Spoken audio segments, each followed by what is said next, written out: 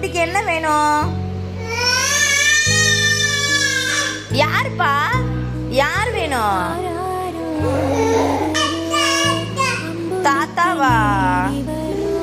தாத்தா கூட போகணுமா? சரி, தாத்தா வரட்டும், தாத்தா கூட போலாம்.